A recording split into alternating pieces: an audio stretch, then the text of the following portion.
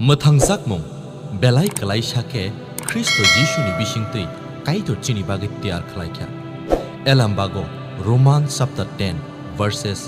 9 and 10 सैजाक दं जिशु से सुब्राय हनै बुखुक बाय गोशिखे फिया काइटर बनो गोथैनि मोथाङै तिसाका हनै बोखाबाय पयतो खालायखे हाके नों मोथांजाकनाय बोखाबाय पयतो खालायै काइटर बाय काहाम हनै रमजागो बुखुक बाय गोशिवै मोथांजागो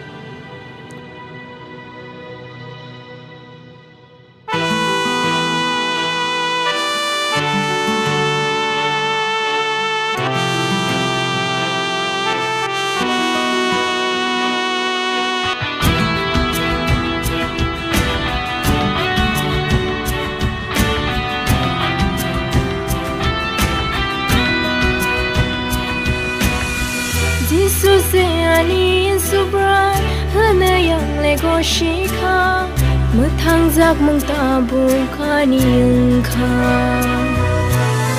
Jesus sayani subrai hunayang lego shika muthangzak mungtabu kaniyangka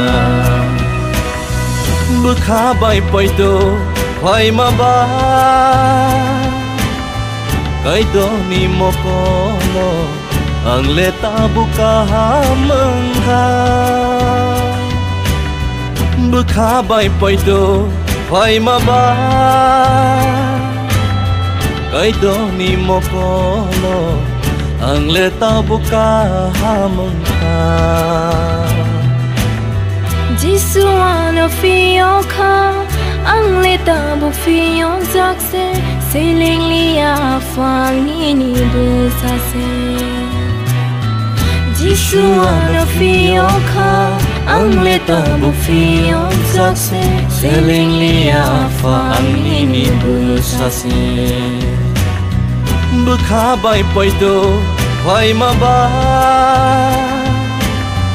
kaido ni mokono ang leta buka hamangha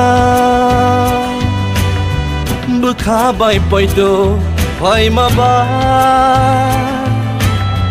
kaido ni mokono ang leta buka hamangha